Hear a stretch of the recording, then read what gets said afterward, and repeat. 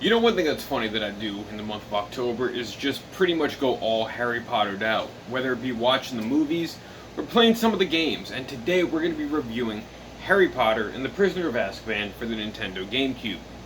Now, offhand, Prisoner of Azkaban was the first Harry Potter book I read, and for the longest time until Order of the Phoenix came out, it was my favorite Harry Potter book.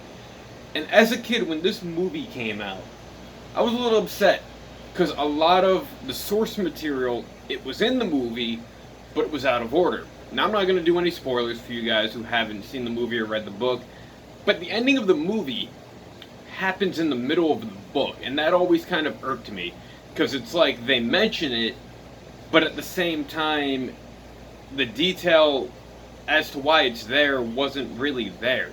So, how does the game hold up? Well, you know, I first played this game back in 2004 when the movie first came out, and for whatever reason, I remember that this game irked me. I remember I couldn't beat it, and I don't remember if I played it for the PS2 or for the GameCube, but there was something about it that I just found difficult. So I figured, 14 years later, let's pick this one back up, especially because it was $5, and let's play through it. So, the early Harry Potter games on the consoles, 1, 2, and 3, this being 3 for any of you guys who don't know the Harry Potter trilogy, always seem to play like Legend of Zelda clones in a way, where 1 and 2 I really enjoyed. This game I did enjoy, but I feel like it's the weakest of the 3. I feel like it's very kind of cut out, and a lot of the source material from the book just wasn't in the game. Like, there's an epic scene in the book and in the movie where Hermione punches Malfoy on the bridge. You would think that would be in here just for the fun of it, and it's not. Now, this game, to its own extent, is very fun. It's cool graphically, oddly enough, playing with composite cables in 2018. The game still looks pretty good on the GameCube. I was a little surprised by that because I've played certain games on the GameCube nowadays, and they don't really hold up. This holds up fine, to the extent where don't expect HD resolution. And, it plays like Chamber of Secrets, which was, to me, my favorite Harry Potter game so far. Actually, Order of the Phoenix on the Wii, because you use the Wii remote to do spells, we're not going to really get into that game, was pretty fun. This game is fun, but I just feel like it's lacking a lot. Pretty much, I beat this game in about 6 hours, and I always felt like Harry Potter games should be a lot longer than they are. Maybe that's just me. The books are like 400 or 500 pages. Why is this an 8-hour game for most people when it probably could be a 20-hour game if they really cared enough to put a lot of what's in the books and the movies in the game. Now, I know I'm panning this a little bit, but the game is fun.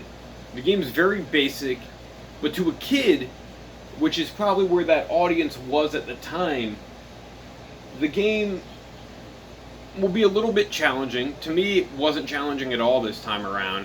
It's a little clunky with controls. There's not much depth to it, and I think that's why I feel like it's clunky, because I expect a little more everything except for button mashing spells in a game these days. But as a kid, I could see where it was a little difficult.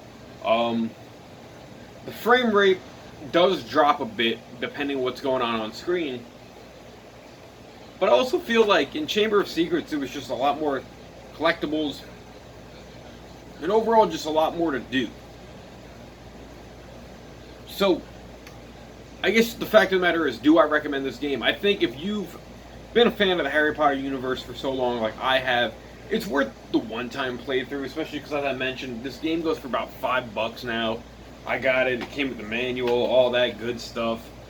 But to expect it to be one-on-one with the book or the movie, it's a little bit of the downside to this game. I think this game could have had a lot more to it, and granted, the limitations of a GameCube disc was 1.7 or 8 gigabytes back in the day.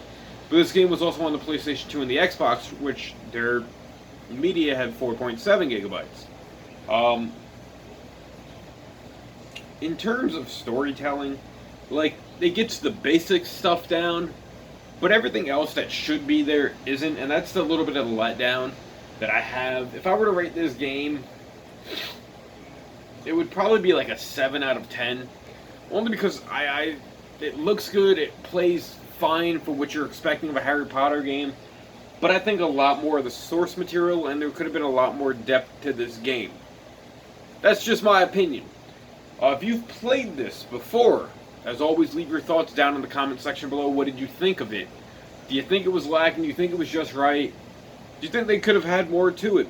As always, thanks for watching this video. Like it, share it, subscribe to the channel, and go check out all my other videos. Until next time, see you, bye.